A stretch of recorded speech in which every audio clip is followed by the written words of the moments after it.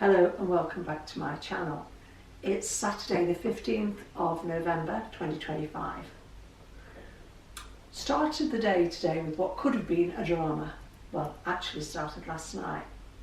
But these are the sort of things that I'm learning to deal with without overreacting.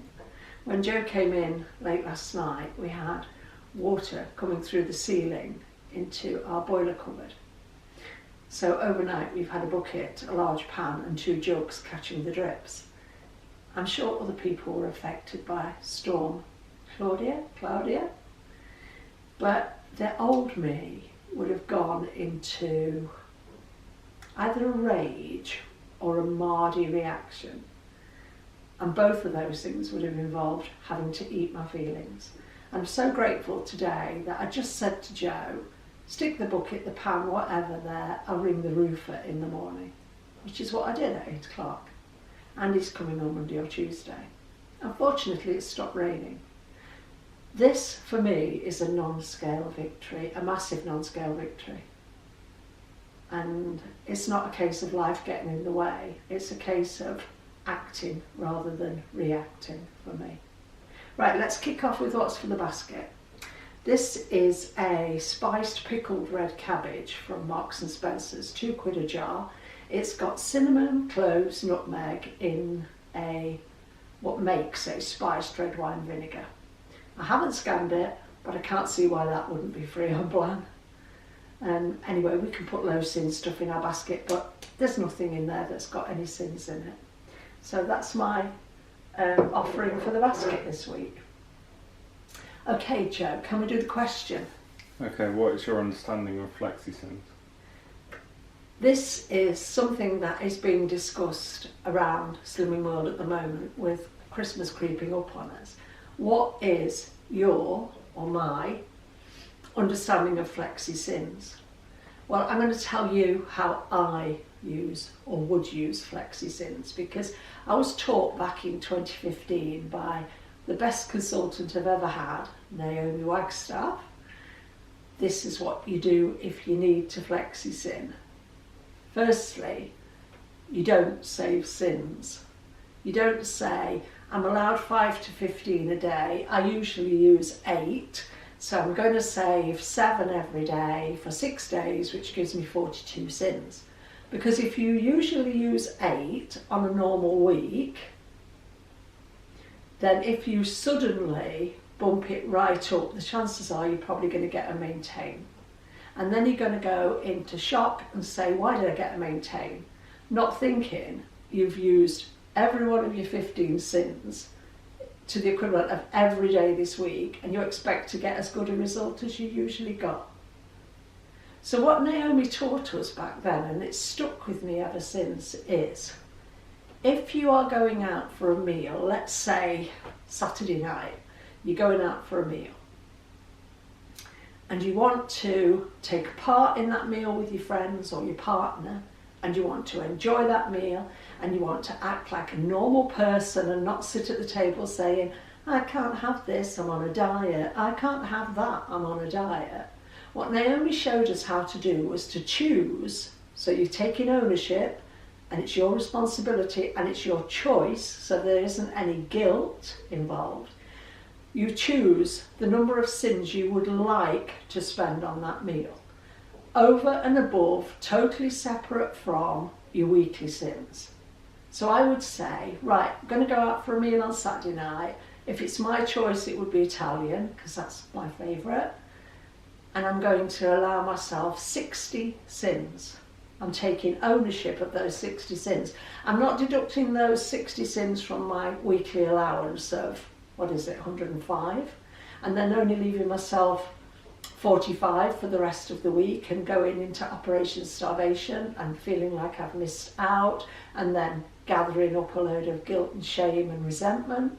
So I'm going to allow myself 60 sins over and above everything else. It's a separate thing. It's one meal out of 21 meals in the week. So I go to the Italian and I look at the menu and I make a choice. Everybody else is having a starter. Do I want a starter? I'm not so much a starter person I'd probably be more main course dessert, but everybody else is having a starter. I don't want to sit there and be the odd one out and gain a resentment. I don't want to say I can't have that, because I can. I'd probably choose something like a prawn cocktail if it was on the menu, because I love prawns. I don't mind lettuce and stuff if it's finely shredded, and I love Mary Rose sauce. But from my experience of buying things in Waitrose, I know approximately the amount of Mary Rose sauce I get for 5 syns. So I'd count 10 syns for my prawn cocktail. I wouldn't eat the bread and butter that came with it, because that's not my thing anyway. But if you want to, you can. It's your choice, because you've taken ownership of the meal you're choosing. For my main course, I would possibly choose what I generally choose in an Italian restaurant, which is mushroom risotto. I love mushroom risotto. I make it at home. I really, really enjoy it. But I'd look at it and I'd think, I'm thinking Carluccio's here, because I like their mushroom risotto. I'd think the arborio rice is free, the mushrooms are free, the onions are free. What do you put in a risotto to make it creamy? Not cream. Wine. Okay? I know this because I make risottos, and I'll blow my own trumpet and say I can make a good risotto. I'd use white wine in that. Count the wine. What's the wine going to cost me for that? Probably 4 syns, because a small bottle of wine, which is, if I was making a risotto for 4, I'd use a small bottle of wine, which is about 6.5 syns. So I'm going to count 4 syns for the wine in my risotto. I'm also, when they come with the Parmesan cheese, going to put my own on, because I know approximately how much Parmesan cheese you get for an A choice. Or I can count 6 syns for it. But I'm probably going to say I'll count the 6 syns for it. So roughly, I would count, allowing for mistakes, I'd count 15 syns for my risotto. It might come with a side salad, it might come with garlic bread. Again, I'm not a bread person, I'd give the garlic bread to somebody else. So what have I used there? Around 20-ish syns. And then when it came to dessert, I would probably choose something like a cheesecake. I mean, let's face it, these days, the slices of cheesecake in restaurants are not huge.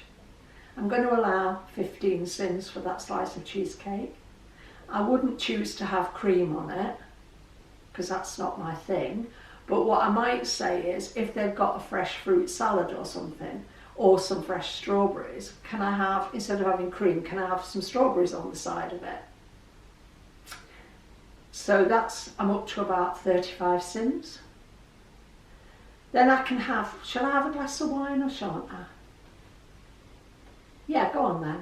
I'm not a big wine drinker, but I'll have a glass of white wine.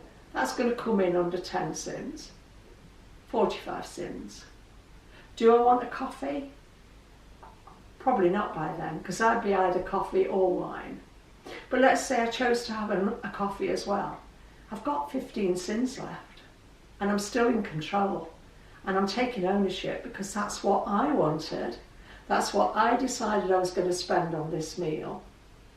I can walk away at the end of the evening very satisfied from the food I've eaten, because I've eaten food I love. I'm not going to call it Greg's on the way home, because I didn't have this and I didn't eat that, and I'm resentful because you all did. I've had a meal out. I haven't been off plan, because I flexi-synned it, and I chose how many syns to use. And as Naomi said, if you choose your total and count backwards, the chances are you won't use all of it anyway. So I'm reckoning there, I came in at under the 60 syns I'd chosen to use. And I'm coming away thinking, yeah, for me, that's on plan. Because I'm not going to do that 3 times a week. I'm going to do it once on a special occasion. That's my understanding of how to flexi-syn. But don't start saving up your syns for the week. Don't start saying, I'm only going to have 5 every day and save 10. That's not slimming world. If you do that and it works for you, then good luck to you, and it's your journey and you're doing you. But if you want to stay on this plan for the rest of your life and live this lifestyle or eat this style of slimming world eating, these are things that stand us in good stead, especially coming up to Christmas when there are more meals out. So that's my understanding of how to flexi syn. Might not be yours. If you want to share a different method of doing it in the comments below, I'd appreciate that. Right, next one, Joe. Black coffee. Right. I would love to love black coffee. I'm really weird around it. We go out walking and every day, or at least 6 days a week, I can call in Caffè Nero on my way home and quite happily drink a black coffee, regular black coffee, because I don't want to spend 5, 6, 7, 8 syns on a latte. I don't like skinny latte. The oat milk lattes in these places are way too high in syns. For me, it just feels like a waste.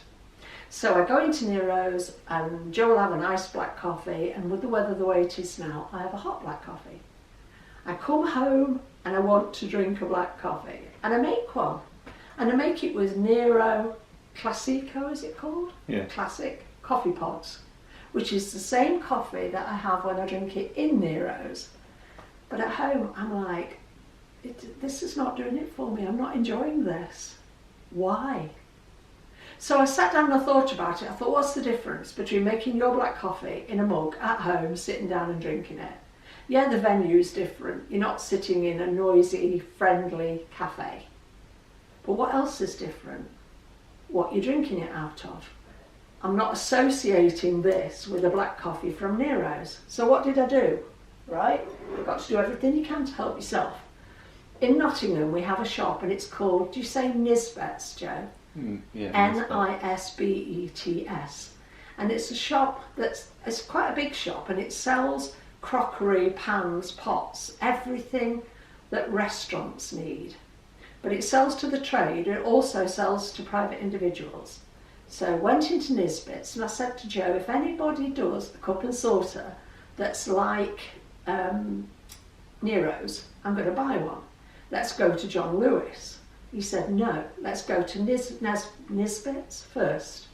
Went into Nisbets, got a cup, which is just the same as the one I drink from in Caffè Nero. Got a saucer, which is just the same as the one I put my cup on when I'm sitting like this in Caffè Nero. Cost me under a fiver. I think it was about £4.38 for the two, because they sell to the trade. Came home, washed them, made a Caffè Nero black coffee in my cup and saucer, sat down and thoroughly enjoyed it because it felt right. Now I know for people who can see, sometimes it's about what looks right, but for people who are blind, or speaking for myself who's blind, it's more often about things that feel right. I associate this cup and saucer with a Classico, whatever it's called, coffee from Caffè Nero. So I can now drink black coffee and enjoy it at home. Just something as simple as spending £4.38 has changed my whole thing around it. Yes, I still use my 2 A choices of Alpro soya, no it's not soya is it, Alpro oat milk, which is the nicest oat milk I've found so far. It's a bit more expensive than drinking it from Aldi or Lidl. Theirs is £1.09, Alpro's can be, I think we pay between £1.92 and £2, but it's worth it because I'm drinking the nicest cups of coffee with milk in that I've had in years, thoroughly enjoying it. And because it feels right, and because it tastes good, you don't feel like I'm on a weight loss plan. It feels like I make 5 big milky coffees with my 650 mils of Alpro oat milk. I have 2 in the morning, usually by 8:30, and I have 2 in the afternoon, 1 in the early evening. I drink a mixture of caffeinated and decaf coffee from Marks and Spencer's usually, or I use the Nero pods. But I actually sit down, drink it and enjoy it. So often before I would have a cup of coffee, the mug or whatever be empty and you don't even realise you've had it because you just like sip, sip, sip or knocking it back, and it's not that special. But I find if I make things a little bit more special, I'm more likely to want to go back and do it again. So that's my experience with black coffee. Next year. Frugality, unnecessary subscriptions. I was listening to a channel which is all about frugality day before yesterday. And they were saying one of the first things to do if you want to tighten your budget is look at your list of subscriptions. Well, my list of subscriptions involves things like Amazon Music, Amazon Prime, what's that thing with YouTube, what's it called, Joe? Music? No, the one... YouTube Premium? YouTube Premium, so I don't have to watch adverts. So those basic subscriptions. My gym membership is annual, all my other bills, you know, our motor insurance, our house insurance, all that sort of stuff we pay annually. So I'm looking at monthly subscriptions. So I've really got 3. The Amazon Music, the YouTube Prime, and my Audible I pay yearly. But just 3 simple subscriptions that cost me about 40 quid a month. And then I thought, well, what else is there? Well, I pay for Slimming World by buying 12-week countdowns. So that means for every 12-week countdown I buy, so that's taking me to 48 weeks of the year, that only leaves me another 4 weeks to pay for, and they'll overlap. But I'm getting 8 free weeks. Now, if you pay weekly, do you get 4 free weeks for holidays or do you get 6? I don't do it that way, so I'm not 100% sure. But my thought behind this was, if I was to pay weekly, and what is it, £5.95 a week, that's £309.40 for the year, for 52 weeks. Let's skip the holiday thing for now. If I had to pay that in one lump sum on the 1st of January every year, would I think I was getting good value for my weight loss? So if I look back over the last year and I say, what have you lost in a year? Well, for me, like over 2 stone or whatever, don't know the exact numbers without looking. Was it worth £309.40? Or am I kidding myself? I'm not saying leave Slimming World. I'm not saying don't pay weekly, 6 weekly, 12 weekly. What I'm saying is just check in with yourself and see if you're getting good value for your money. Could we do better? Now, I've been looking at this purely because I cannot make a decision about what I want to weigh. I know I'm not where I want to be, but I don't know where I do want to be. But the one thing I'm 100% sure of is I never want to be a Target member.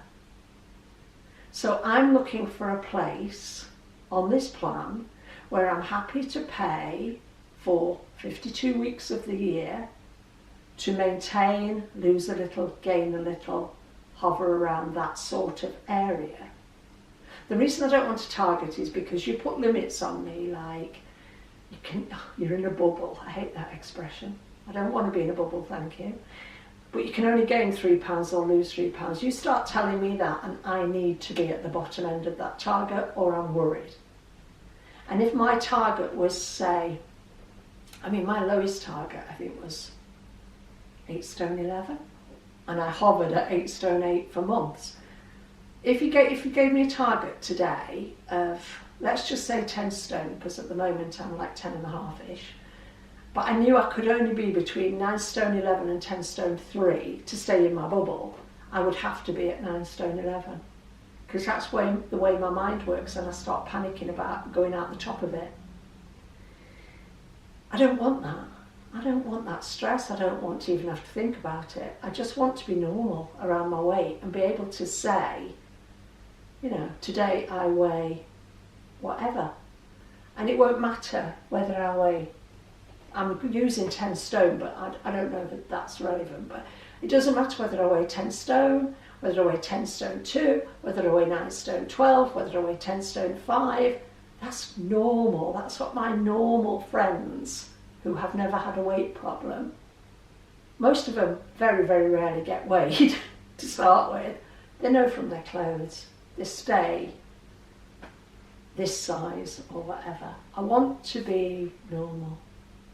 I don't want to be stressed every week when I go to group looking at, God, again, God, a loss. Next week I've got to maintain because I'm at the bottom end of my target. I can't afford to lose any more. I don't want any of those thoughts. So I never will set a target, and I never will resent paying for group. Because I am of the opinion, and I've said this before in videos, sometimes if it comes for free, it's not worth having. It's not always the best things for me. I mean, I've had periods in my life where for a while one of my best friends paid my paid my Slimming World countdowns, bought me my Slimming World countdowns. That was fine, that worked. He paid for them, I used them, and it really worked because they were being bought. Then when, unfortunately, he passed away and I took on paying for my own memberships, firstly I was like, resent having to pay for this, until I realised why it was the wisest thing for me. And today I know better, I can do better. I need to pay for group, but I need to make sure that the results I'm getting are fair. The results I'm getting are what I need. Not, oh, it doesn't matter, I've done this before, I've paid for 12 weeks, it doesn't matter if I don't go for 6 of them. I've been like that with gym memberships. Paid for a year's membership and then gone 4 times in the first 3 months. My attitude today is different. So yeah, the thing I'm saying here is, are you getting value for money or are you wasting money? Do you go to group every week fearing getting on the scales? Do you miss groups because you know you've had a gain, but you know you're going to have to pay for it next week because you're eventually going to run out of holidays? Or have you bought a 12-week countdown and then you decide to skip 4 of those weeks? So the 2 weeks they gave you for free you've wasted, and you've wasted 2 more. It's worth looking at. Is Slimming World serving you well, and are you getting value from it? Next one, Joe. Minimalism and feeling good. Last week when I made my video, I talked about getting back to minimalism once I got all those toys out of the lounge, and Salvation Army are coming next week, sorted it all. I need to get back to how I enjoy living, which is life as a minimalist. I've been doing my no spend November, not buying anything unnecessary. Did see a jumper in Marks and Spencer's, and Joe said, well, if you want it, it's only £28. And I was like, haven't got enough cash on me and I'm not using my bank card this month. If I want it, I'll come back tomorrow with the cash and I'll buy it. By the next day, I found myself lying in bed first thing in the morning thinking, why do you need that jumper? You've got plenty of jumpers. And I didn't buy it. And now, like a week later, I'm really glad I didn't buy it because A, it was cream, which I quite like that, but it had got Nordic written across the front of it in dark blue apparently. In my head, anything that says Nordic should be like pine tree green. It's just the way my head works. It's the way I visualise things. And I'm so relieved today that a week later I didn't buy it because I know what I would have done. I'd have brought it home, cut the labels off and then never worn it because once I knew that the writing was navy blue, I wouldn't have wanted it. So I know how pathetic I can be around scratching the itch when it comes to shopping. So that was a good bit of my old minimalist practice coming back in. Think about it before you buy it, Jane, because how many times have you bought things like Instapots? You had to have one of each size. I think I used each one once before I gave them away. I am impulsive. I'm trying to learn not to be because I generally regret it.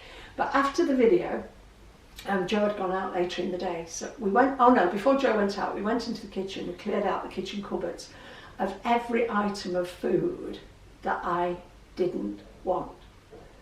No, loads of sachets of rice and packets of rice and quinoa and tins of green beans and other tins that I knew I was not going to use on my plan. I'm right off eating things that come in tins because of the BPAs. I've got enough rice to feed a family of 15 for God knows how long. I've had a really good downsize. Packed it all into a huge shopping bag and we walked down to Asda and put it in the food bank. I felt so much lighter for doing that. And then in the afternoon or evening when Joe was out, I went through my wardrobes and I took out probably 50% of my summer stuff that I don't need anymore. Some that fitted me, some that was a bit big, but not very big. But I just don't need it anymore. I don't feel the need to be overwhelmed with the amount of clothing. I've got like probably 2.5 meters of wardrobe, like big sliding wardrobes. And honest to God, I was squeezing hangers in. I don't like that. It doesn't feel good. So sorted all that out, and that's been sort of dealt with. And my God, my head feels like I've had a ton weight lifted off it. I'm still getting back to being a minimalist. I've still got cupboards and drawers and closets and wherever that I want to do out. But I know I'm going in the right direction. And those sort of things really work for me. I know other people like to have a lot of things. My mum's a case in point because she loves ornaments. I don't. I think it's because I grew up with too many. I like a minimal amount of most things. And yeah, it's standing me in good stead to be the person I want to be without worrying about what other people will think about me. What will other people think if they come round and they see, oh God, she's only got one thing on her big windowsill or whatever, whereas my mother would have a dozen. It doesn't matter what other people think, it matters what I think. That's another freedom. Right, and lastly, is it my weighing results? Yep. Went to group on Tuesday, really nice group, and had an unexpected result. I'm not saying it was a good result, I'm not saying it was a bad result, it was just a result. I had a week really comfortably on plan, hadn't done much any different with regard to exercise, except I hurt my shoulder this week and I missed a day at the gym. And I didn't hurt my shoulder at the gym, I hurt my shoulder whooshing the towel around my back to dry my back, funnily enough. So yeah, I missed one session at the gym, but that's not going to make a difference. Went to group, got on the scales, gained 1.5 pounds. Really surprised because I was wearing a pair of trousers which were a size smaller than the pair I'd worn the week before. Same style, just a size smaller. Was I disappointed? I don't think disappointed is the right word. Surprised is a good word. Accepting is a good word. Disappointed, no. I don't look for those kind of reactions anymore. If I'm disappointed, the likelihood is I'm going to come home and I'm going to look at what I eat on a daily basis and think, where can I cut out? Where can I cut things out? Where can I cut back? How can I eat less? I don't want those feelings. So I've gone on since Tuesday to eat well. I haven't cut down. I'm not eating less. And I feel great. And the result I get on the scales on Tuesday will be just the result I get. It won't be a barometer to how I'm feeling. It won't be an excuse to beat myself up and eat. Or it won't be a £3.5, £4, £5 loss that makes me think, aren't I a bloody superstar? That means I can eat 5 bars of chocolate and get away with it. Because I don't live like that anymore. I'm really happy to say that I think I'm 543 consecutive days on plan today. Not that I'm counting. But do you know what I mean? This is now the way I live. And I never, ever, ever fear going to group. I only do Slimming World. I don't count calories. This is all my channel is about, my journey on Slimming World. Other people can do what they need to do. But I've got that freedom that even knowing I had 1.5 pounds gain this week, I am not going to walk into group on Tuesday thinking, I need a loss. What can I do to get a loss?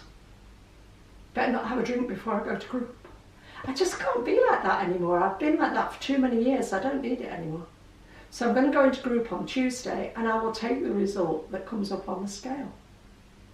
And I'll get on with starting my next week and eating the Slimming World food style and enjoying every mouthful I eat and just keeping my exercise at the same level I always do because it's what fits into my week. I don't want to up my gym. I haven't got time to do more than I do now. I don't want to up my walking because we fit it in to where we know we have time to do it. I just feel like my life is in a tidy state. And yeah, no stressors. Not even when I have water coming through my boiler cupboard ceiling and dripping onto my worktops. I mean, just stick a bucket under it, Jane. That's all you need to do, and ring a roofer. Eating over it, which is what the old Jane would have done, would not have stopped the water dripping through the ceiling. So that's probably my best non-scale victory this week. It's not been my only one, but it's my best. Anyway, have a great week, everybody, and we'll see you next weekend. Cheers.